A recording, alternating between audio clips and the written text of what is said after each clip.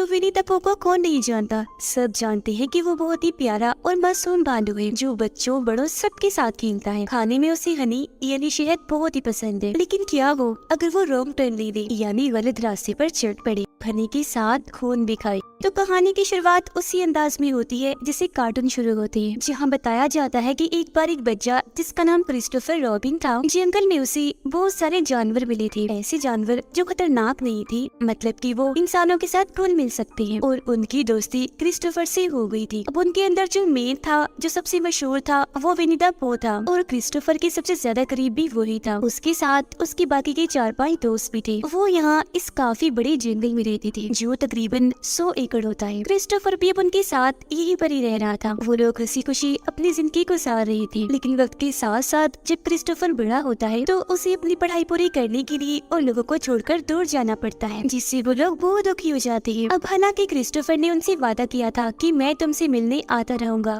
पर वो कभी भी नहीं आया। तो इसीलिए वो हमेशा उसे याद करती रहती थी। क्रिस्टोफर के साथ रहने से उनके अंदर इंसानियत और अच्छाई आ गई थी। लेकिन उसके जाने के बाद वो बिल्कुल अकेले पड़ गई और तो सर्दियाँ भी आ गई। तो ठंड और भूख की वजह से उनकी मरने वाली हालत हो जाती है। अब उन्हें भूख से तो खुद को बचाना था, इसीलिए वो बहुत ही मुश्किल फैसला लेते हैं। वो अपने एक साथी को मारकर उसे ही खा जाते हैं। अब अपने ही साथी को खाने की वजह से वो बहुत ही दुखी थे और उनकी जिंदगी का ये बहुत ही बुरा और बड़ा मोड़ था। और अब यहाँ आकर उनका इंसानियत पर से भरोसा उठ गया। इंसानों के लिए उनके दिलों में नफरत पैदा हो गई, खास तौर पर क्रिस्टोफर के लिए, क्योंकि अगर वो इन्हें छोड़कर ना जाता तो इनके ऊपर ऐसे हालात आते ही ना। और उसने अपना वादा भी पूरा नहीं किया, वो कभी भी इनसे मिलने नहीं आया। तो वो लोग यहाँ पर एक साथ बैठते हैं और कसम खाते हैं कि अब हम अपने अंदर से इंसानियत और अच्छाई को निकाल देंगे। साथ ये भी कि अब हम कभी भी नहीं बोलेंगे, हमेशा चुप रहेंगे। उनकी कसम के साथ ही ये सीन इधर ही कट हो जाता है। फिर हम 5 साल बाद का वक्त देखते हैं जब क्रिस्टोफर अपने दोस्त के साथ उन्हें जंगलों में आता है, उसे अपने उन बचपन के दोस्तों से मिलवाने के लिए। वो उन्हें हर जगह ढूंढते हैं पर वो कहीं भी नहीं मिलते, बल्कि इनको तो वहाँ खून से भरी हुई बाल्टियाँ,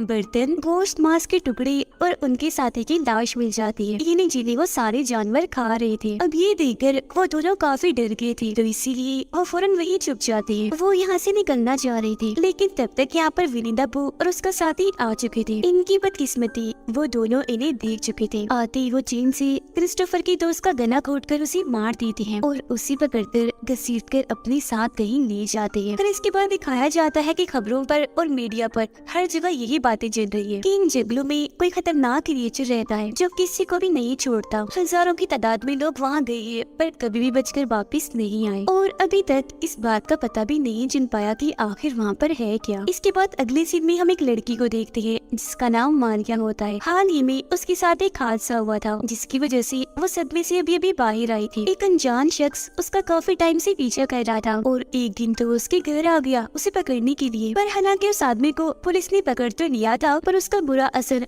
आज तक मारिया के दिमाग में रह गया, जिस वजह से उसके डॉक्टर उसे छुट्टियां मनाने के लिए कहीं पर जाने का मशवरा देती है ताकि उसका दिमाग बहल सके और सारे बुरे ख्याल उसके जहन से निकल जाए। तो इसीलिए अगले ही दिन मारिया अपने कुछ दोस्तों के साथ उन जंगलों के पास ही बने एक केबिन में छुट्टियां गुजारने के लिए चली जाती है। रास्ते में वे गैस स्टेशन पर रुकते हैं, पर ये पूरा ही गैस स्टेशन बंद था। तो इसीलिए ये लोग आगे निकल जाते हैं, जहाँ मारिया की मुलाकात एक कपल से होती है जिनसे थोड़ी बहुत बात करके वो यहाँ से चली जाती है। जिसके बाद ये लोग अपनी मंजिल यानी उस केबिन में पहुँच जाती है जहाँ उन्होंने छुट्टियां गुजारनी थी। अब उनकी एक दोस्त जिसको भी यहाँ आना था वो रास्ता भटककर उन जंगलों में पहुँच जाती है, जहाँ तभी अचानक उसकी नजर विनी द पू पर जाती है जो तेजी से उसकी तरफ ही आ रहा था।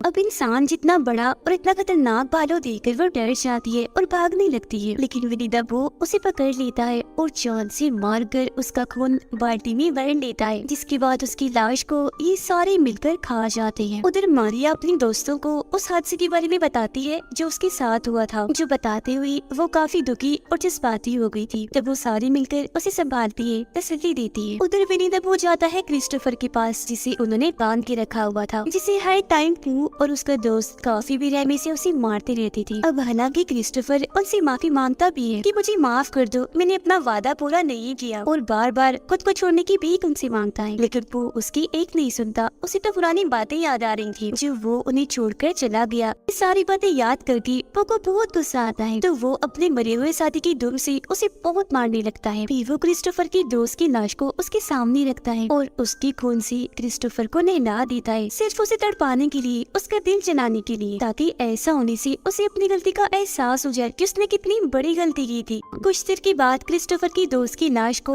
वो फेंकने के लिए जा रहा था, लेकिन तभी उसे रास्ते में म्यूजिक की आवाज आने लगती है जो केबिन से आ रही थी और लड़कियों ने लगाया हुआ था। तो अब वो उसी रास्ते पर जाने लगता है और केबिन के पास आ जाता है। मारिया की एक दोस्त यहाँ पूल में नहा रही थी और खूब मस्ती कर रही थी, जबकि वो वहाँ आकर चुपके से उसे देख रहा होता है। हालांकि मारिया की दोस्त ने भी उसे देख तो लिया था, पर उसे लग रहा था कि शायद मेरी दोस्ती मेरे साथ मजाक कर रही है, तो इसी वो नजरअंदाज कर देती है। दोबारा से इंजॉय करने लगती है, लेकिन तभी यहाँ पर पू और उसका साथी आ जाते हैं। वो उसके मुंह पर कपड़ा रख के दम घुटने लगती है और पकड़कर उसे अपने साथ ले जाते हैं। वो लोग उसे बाहर सड़क पर उनकी गाड़ी के सामने ही ले आते हैं। पू का दोस्त उसके हाथ पैर बांधकर गाड़ी के सामने ही लिटा देता है। उसके बाद वो गाड़ी में बैठकर धीरे धीरे गाड़ी चलाकर उसकी तरफ ही आने लगता है और टायर से उसका सर कुचलकर जिस्म से अलग कर देता है, जिससे बड़ी बेरहमी से उसकी मौत हो जाती है। और बस उसकी हम चीखें ही सुन पाते हैं। उसके चिल्लाने की आवाजें उसकी दोस्तों ने भी सुन ली थी, तो वो सारी एक जगह इकट्ठा हो जाती है। वो काफी परेशान हो गई थी,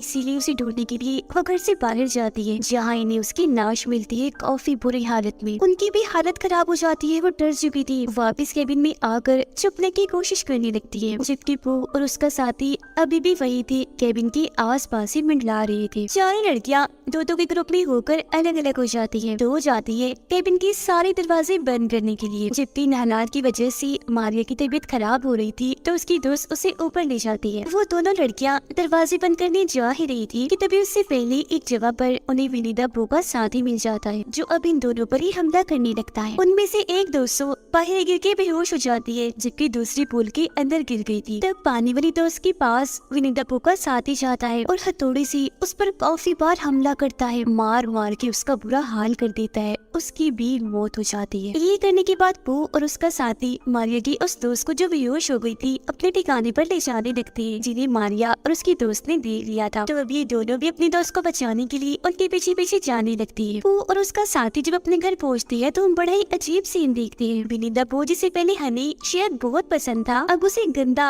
खून वाला शहद पसंद है, जिसे वो बड़ी मजे से खा रहा होता है। और उसके पास में ही मारिया की बेहोश दोस्त बंधी हुई थी, जिससे अब जैसे होश आती है वो दोबारा से उस पर हमला कर देता है और एक बार फिर से उसे बेहोश करके वहाँ से बाहर आ चुका था। इतनी ही देर में मारिया और उसकी दूसरी दोस्त भी यहाँ आ गई थी। वो अपनी दोस्त को होश में लाकर उसे आजाद करवा देती है। जैसे वहाँ से भागने लगती है उन्हें क्रिस्टोफर भी दिख जाता है, जो बंधा हुआ था, काफी जख्मी था, हालत उसकी काफी खराब थी। तो अब ये लोग उसे भी खोलकर आजाद कर देती है। अब इन्हें वहाँ पर एक और औरत की चिल्लाने की आवाज आती है। तब क्रिस्टोफर उन दोनों को उसे बचाने के लिए भेज देता है। वो औरत असल में दर्द की वजह से चिल्ला रही थी, उसे बहुत बुरी तरह से मारा हुआ था। अब ये औरत और कोई नहीं बल्कि वो है जो मारिया को मिली थी जब उसका हस्बैंड भी उसके साथ था, और इन दोनों ने मारिया से बात भी की थी। ये औरत अब इन लोगों को उन दोनों के बारे में बताने लगती है, यानी कि बो और उसके साथी की। वो कहती है उनमें से एक बालू है, दूसरा उसका दोस्त है जो पी गए, जिन्होंने बहुत सारे लोगों को मौत की घाट उतार दिया है, वो भी बहुत बेरहमी से, पर कोई भी उसकी बात नहीं सुनता। वो औरत फिर बताती है कि जो वो है वो तो हर किसी को टॉर्चर करता है, बुरी तरह से मारता है, जबकि उसका साथी बस चीखता ही रहता है, क्योंकि वो ये काट मार चीर फाड़ देकर एंजॉय करता है। अब मारिया और उसकी दोस्त उस औरत को वहाँ से ले जाने की कोशिश करती है, पर वो नहीं जाती, क्योंकि उसे उन दोनों पर बहुत गुस्सा था। वो यही रुकती है उन दोनों से अपना बदला लेने के लिए। उसके सामने तभी पो का साथी आ जाता है। वो उस पर गन तान देती है, लेकिन गोली चलती ही नहीं। तभी पीछे से वो आकर उसे आग की भट्टी में धक्का देता है, जिससे बड़ी बेरहमी से जलते जलते उसकी मौत हो जाती है। और उसकी मौत को देखकर वो बहुत इंजॉय करती है। तीनों लड़कियों ने भी ये नजारा अपनी आंखों से देख लिया था। पूरी तरह वो डर गई थी, अपनी जान बचाने के लिए वहाँ से भागने लगती है। उनमें से एक लड़की पीछे ही रह जाती है, जिसके पास पो का साथी आता है, जबकि बाकी दोनों लड़कियां भाग जाती है, जिनके पीछे पो भागता है, जिसे चकमा देकर वो दोबारा से भागने लगती है। आग से डरा कर उसे दूर भगाने की कोशिश करती है। वो लड़की जिसकी पीछे पो का साथी गया था, चालाकी से उसे उसकी चेन में बांध देती है और उसकी हथौड़े से उसे काफी पीटती है, बहुत मारती है, ताकि वो सारे लोगों और अपने दोस्तों की मौत का बदला ले सके। वो उसे लगातार मारती ही रहती है, जिससे वो मर तो जाता है, लेकिन तभी उसके पास पो आ गया था। अपने दोस्त को मरता हुआ देखकर उसे बहुत गुस्सा आता है, इसीलिए वो उसके मुंह में चाकू घुसा देता है, जिससे उसकी भी वही मौत हो जाती है। मारिया और उसके दोस्त भागकर सड़क पर आ गई थी, जहाँ इनके सामने एक गाड़ी भी आ जाती है, जिसके अंदर 4 लोग बैठे हुए थे और ये दोनों काफी घबराई हुई थी। उनसे मदद मांगती है, उन्हें समझाने की कोशिश करती है कि वहाँ जंगल में इंसान जैसा भालू है, बहुत ही खतरनाक है, जालिम में सबको मारता जा रहा है। लेकिन जाहिर सी बात है, उनकी बातों पर यकीन उन्हें नहीं आता। लेकिन तभी वो लोग जब अपने सामने देखती हैं तो उनकी होश उड़ जाती है, क्योंकि विनी द पू खतरनाक बुरी तरह आकर उनके सामने खड़ा हो जाता है। वो लोग अपने छोटे मोटे हथियार लेकर उसका सामना करने के लिए जाते हैं, उसे काफी मारती पीटती है और इस सब से उसे ज्यादा फर्क भी नहीं पड़ता। वो अब इन 4 लोगों को अपने गेम का प्लेयर खिलाड़ी समझ रहा था और किसी गेम की तरह ही एक एक करके उन्हें मारता जा रहा था। ये देखकर मारिया और उसकी दोस्त और डर जाती हैं और उन लोगों की गाड़ी में बैठकर पो को उड़ाने का सोचती है, लेकिन कोई भी फायदा नहीं होता। उल्टा वो उनकी गाड़ी के ऊपर आ गया था और दूर उनकी गाड़ी भी क्रैश हो जाती है, जिससे दोनों लड़कियां बेहोश हो जाती है। मारिया को जब होश आती है तो वो देखती है कि वो उसके दोस्त को गाड़ी से निकालकर घसीटकर अपने साथ ले जा रहा है। वो उसे फिर गाड़ी के सामने लाकर अपने हाथों से उसका सर ही जिस्म से अलग कर देता है, उखेड़ देता है, फिर उसके सर को गाड़ी पर फेंकता है। और यहाँ पर हमें झलक दिखाई जाती है असली खतरनाक विनी द पू की। अब मारिया की भी खैर नहीं थी, वो भी बचने वाली नहीं थी। वो उसे मारने के लिए आगे बढ़ता ही है कि तभी वहाँ पर क्रिस्टोफर भी एक दूसरी गाड़ी लेकर आ चुका था। वो गाड़ी से पो को ठोकर 2 गाड़ियों के बीच में फंसा देता है बुरी तरह। उसे लगता है कि शायद पो का खात्मा हो गया है, तो वो मारिया को संभालता है, लेकिन पो उन दोनों गाड़ियों के बीच से निकलकर आ जाता है, सही सलामत था, उसे कुछ भी नहीं हुआ था। बाहर आते ही वो मारिया को दोबारा से पकड़ लेता है। वो उसे मारने ही वाला था कि तभी क्रिस्टोफर सामने आकर उससे बहुत मिन्नतें करने लगता है उसकी जान छोड़ने के लिए। वो कहता है कि तुम मारिया को छोड़ दो, मैं तुमसे वादा करता हूँ सारी जिंदगी मैं यही इन्हीं जंगलों में रहूंगा तुम्हारे साथ, तुम मेरे पहले दोस्त हो विनी द पू। लेकिन सालों बाद आज कसम तोड़कर पू बोल ही देता है कि तुम चले गए थे, अब कुछ नहीं हो सकता। बस इतना बोलते ही वो मारिया का गला ही चीर देता है। अब ये देखकर क्रिस्टोफर काफी डर से हिल गया था, उसे लग रहा था कि वो भी पू का शिकार हो जाएगा, पर फिर भी वो भाग जाता है। जबकि पू जो काफी घबराया हुआ था, वो खिलाया भी था, कई बार मारिया पर वार करके उसके जिस्म के सैकड़ों टुकड़े टुकड़े कर देता है। हम खतरनाक पू को देखते हैं, जिसने ये फैसला कर लिया था कि वो आने वाले हर एक इंसान का इससे भी बुरा हाल करेगा, क्योंकि इस बुराई के रास्ते पर उसे बहुत अच्छा लग रहा था। इसी के साथ ये कहानी इधर ही खत्म हो जाती।